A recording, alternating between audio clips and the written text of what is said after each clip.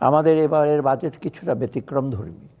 দেশের ইতিহাসে প্রথমবারের মতো আমরা বিগত বাজেটের চেয়ে ছোট আকারের বাজেট আগামী অর্থবর্ষের জন্য প্রস্তাব করছি। প্রবৃদ্ধি কেন্দ্রিক ধারণা থেকে সরে এসে আমরা চেষ্টা করেছি সামগ্রিক উন্নয়নের ধারণার জোর দিতে। তাই প্রথাগত ভৌত অবকাঠামোর তৈরির খতিয়ান তুলে ধরার পরিবর্তে আমরা এবারের বাজেটে প্রাধান্য দিয়েছি মানুষকে। মৌলিক অধিকারের নিশ্চয়তা, সুন্দরভাবে বেঁচে থাকার জন্য প্রয়োজনীয় ব্যবস্থা, জীবিকার নিরাপত্তা এবং বৈষম্যহীন পরিবেশ, এই অত্যাবশ্যক উপাদানগুলো ছাড়া যে কোনো রাষ্ট্র অকার্যকর হয়ে পড়ে দুর্বল হয় সমাজের ভিত।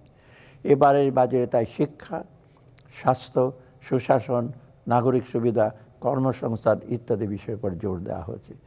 জোর দেওয়া হয়েছে পাশাপাশি চতুর্থ বিপ্লব, স্বল্পোন্নত দেশ হতে উত্তরণ এবং জলবায়ু পরিবর্তনের ফলে ক্রমাগত যে সকল সুযোগ সৃষ্টি তার সুবিধা ভোগ এবং যে সকল চ্যালেঞ্জ তৈরি হয়েছে তাকে মোকাবেলা করে টেকসই উন্নয়ন নিশ্চিত করার দিকেও মনোযোগ দেওয়া হয়েছে। প্রিয় দেশবাসী, জুলাই বিপ্লবে আত্মোৎসর্গকারীরা আমাদের সামনে একটি বিরল সুযোগ তৈরি করে দিয়ে গেছেন দেশকে সঠিকভাবে পরিচালিত করে ভবিষ্যতের জন্য শক্ত ভিত গড়ার। আপনাদের সকলের সর্বাত্মক সহযোগিতায় সে লক্ষ্য পূরণের প্রত্যয় সুশাসন প্রতিষ্ঠা এবং প্রয়োজনীয় প্রাতিষ্ঠানিক সংস্কারের অঙ্গীকার পূরণে করাই হবে আমাদের আগামী দিনে আমাদের প্রধান লক্ষ্য।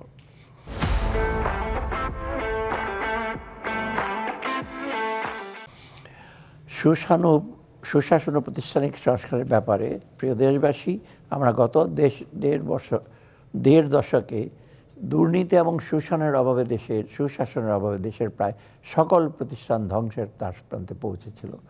তাই দেশকে পুনরায় সঠিক পথে ফিরিয়ে আনতে সুশাসন প্রতিষ্ঠা এবং প্রাতিষ্ঠানিক সংস্কারে সর্বোচ্চ গুরুত্ব দেওয়া প্রয়োজন।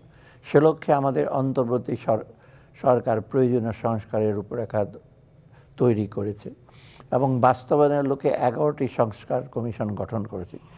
ইতিমধ্যে সবগুলো কমিশন তাদের প্রতিবেদন জমা দিয়েছে এবং এই কমিশনের কাজগুলো সমন্বয় করার জন্য এবং বাস্তবায়ন করার জন্য একটি ঐক্যমত্য কমিশন গঠন করে, যার নেতৃত্বে আছেন আমাদের মাননীয় প্রধান উপদেষ্টা। প্রিয় দেশবাসী, গণতান্ত্রিক শাসন ব্যবস্থার প্রতিষ্ঠা ও দুর্নীতি নির্মূলের লক্ষ্যে দুর্নীতি দমন কমিশন আইন 2004-এর সংশোধন কার্যক্রম চলমান রয়েছে। বিদেশে পাচারকৃত অর্থ ফেরত আনার বিষয়ে দুর্নীতি দমন সংক্রান্ত জাতিসংঘের কনভেনশন অনুযায়ী দুর্নীতি দমন কমিশন যথাযথভাবে কাজ করে যাচ্ছে। অন্তর্বর্তীকালীন সরকার কর্তৃক গঠিত দুদক সংস্কার কমিশন সম্প্রতি তাদের সুপারিশ প্রদান করেছে, যা যাচাই পূর্বক দ্রুত বাস্তবায়ন করা হবে।